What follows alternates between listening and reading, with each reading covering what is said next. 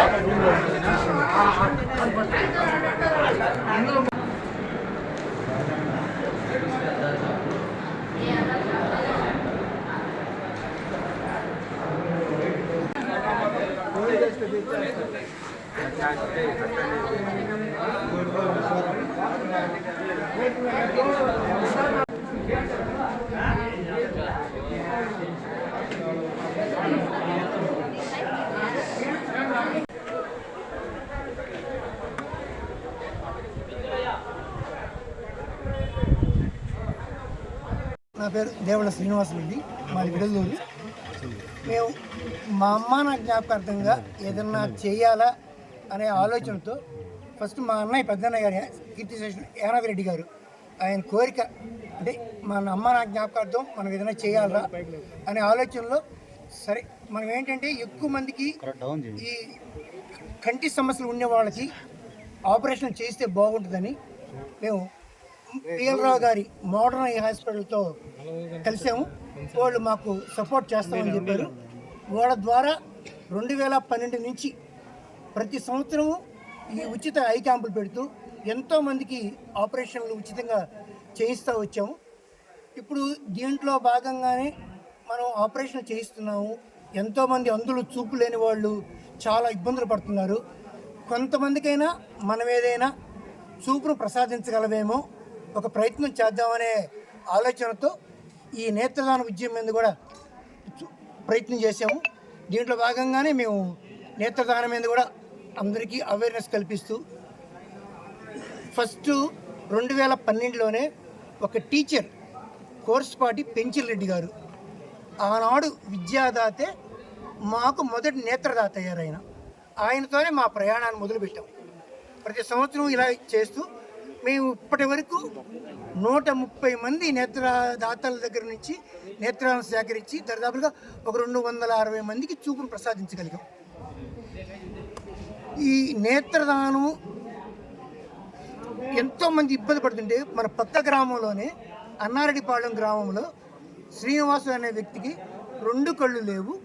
అతను చాలా ఇబ్బందులు పడుతున్న, భార్య కూడా పనికి వెళ్లకుండా చాలా కష్టాలు పడుతున్నారు. ఇదిగో ఇతను ఆ వ్యక్తి. అన్న 2 కళ్ళు లేవు చూడండి అన్నారు. మన మోడర్న్ ఐ హాస్పిటల్ తీసుకెళ్ళి ఆ అబ్బాయిని పరీక్షించడం, ఆ అబ్బాయికి ఒక కన్ను చూపు వసద్దని చెప్పడం, ఆ అబ్బాయికి పరీక్షలు చేయించి ఇలాగే ఎవరో దానం చేసిన దాతది కన్ను అమర్చడం వల్ల అతనికి చూపు వచ్చింది. అతనికి చూపు వచ్చి మన ఇప్పుడు అతని పని అతను చేసుకోగలుగుతున్నాడు, భార్య పనికి పోగలుగుతుంది. చాలా సంతోషంగా ఉన్నారు వాళ్ళు. ఆ రోజు ఆపరేషన్ చేసే రోజు కూడా నేను మా అన్నయ్య ఇద్దరం దగ్గరుండి అతని ధైర్యం చెప్పి ఆపరేషన్ చేయించి రూముకి తీసుకొచ్చాము.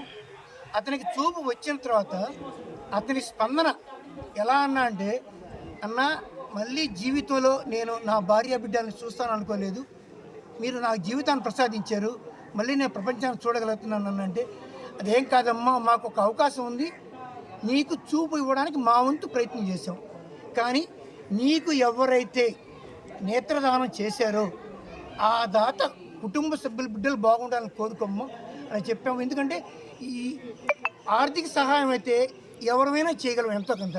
కానీ ఇలాంటి అవయవ దానాలలో రక్తదానం కానీ నేత్రదానం కానీ ఏమైనా మన ప్రమాదవశాత్తు ఏమైనా జరిగినప్పుడు ఎవరైనా రక్తదానం చేస్తేనే మనకి ప్రమాదం నుంచి బయటపడతాం. ఇలాగే ఎవరో దాత మనం చనిపోయి ఈ నేత్రదాన ప్రక్రియ అనేది మరణానంతరం జరిగే ప్రక్రియ అది.